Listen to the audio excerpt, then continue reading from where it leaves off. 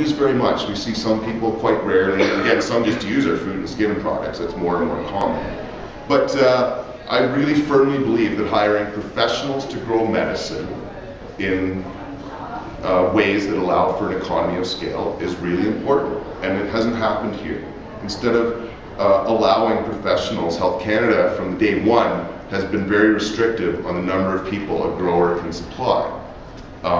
I believe initially a designated grower could only supply one patient. That was struck down, I believe, and it was made to 2 to 1. I think that was, I don't know if that was Hitzig or before that. But one of the other things that before 2003, the growers weren't even allowed to get paid for their efforts. They were expected to just do it for free.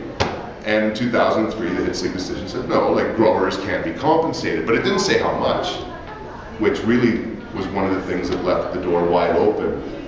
And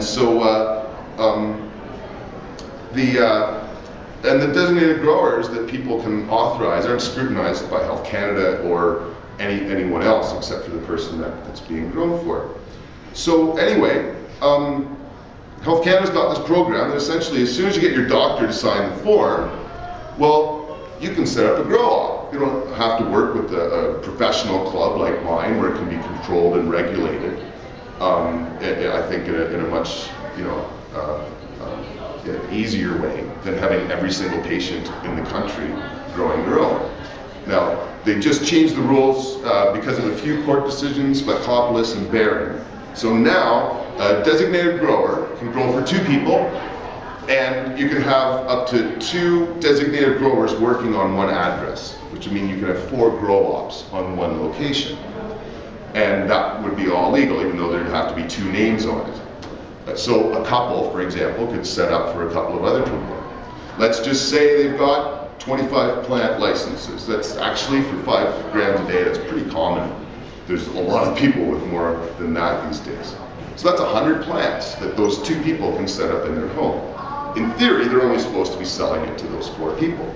But I can tell you that 2 people living in a house growing 100 plants, and one of my growers just came in, she was so proud, like most of my growers don't have licenses. We're totally illegal off the radar. So keeping your plant numbers down is important. She was in so happy, she had one plant that was like ½ pound per plant, as opposed to Jack Hare that produced £1.25 pounds per plant. So she only needs like 6 or 8 plants going, and she grows them for 11 or 12 weeks. They're nice, big, beautiful things. If you've got 100 plants and you put them under enough light, you can get, that would be 125 pounds in 12 weeks, right? Depending on how good you are. Like, my friend's been working on it for a while. But those kinds of numbers make it impossible for growers to ignore. And a lot of people are taking the grow licenses and being designated caregivers for individuals under the idea that they're going to sell them some of it or give it to them. That would be the preference. In many cases they're given it, but in a lot of cases they're charged money. Moreover, there are a lot of companies popping up, and I forgot to bring my one book that sort of opened it up. But putting down compassion clubs for the amount of money they charge, there are several businesses, 6 on Vancouver Island right now, that charge growers up to $200 a plant for a designated grower's license. So a 25 plant license is worth $5,000. Anyone with $5 grand can go buy 25 plant license right now. You want a couple licenses, or they might be able to hook you up with a real big one for 25 grand, and you'd be able to, through these companies, have a legal license to possess this much. Now, they don't actually hook the patient up with the grower. The patient doesn't see a penny of this money. The patient has to still get the pot from the business itself somehow, because they want to have the designated growers paying every year over and over to get that information from the sick person. And so you have people all over buying these things so that they can get in the business of medical marijuana. In fact, about the only growers on this island that don't want a license are the ones that work for me. But it's really proliferated, and they're taking advantage of people left, right, and center, in my opinion. There's one company on the islands charging $400 for Dr. Gooch's name and phone number. They're like, yeah, we got a doctor we'll hook you up with, $400. His name's in the phone book.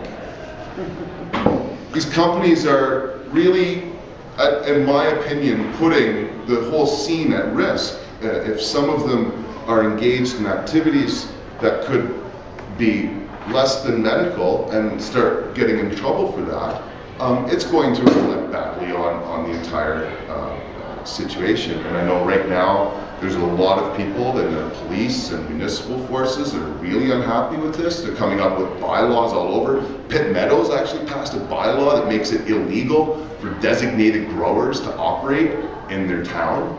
So if you're sick, you get your own license, that's one thing, but they don't want these profiteering enterprises, these commercial enterprises coming in under the premise that they're selling it to a small handful of people when it's quite obvious that that's not the case.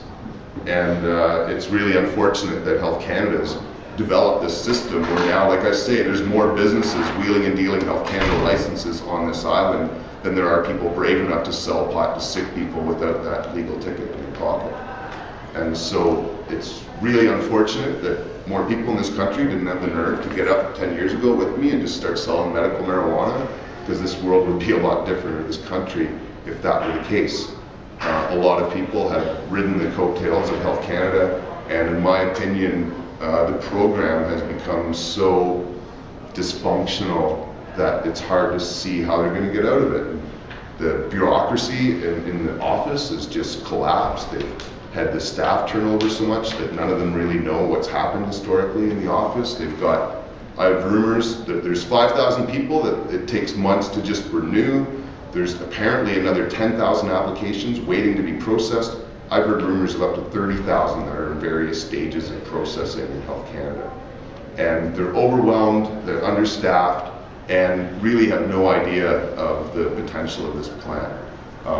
And this was really just a short criticism. The long one is going to be our 20-day jury trial next year. We're going to rip them to shreds with their own experts. So, thanks everybody for coming out. Have a great day. We'll see you next week.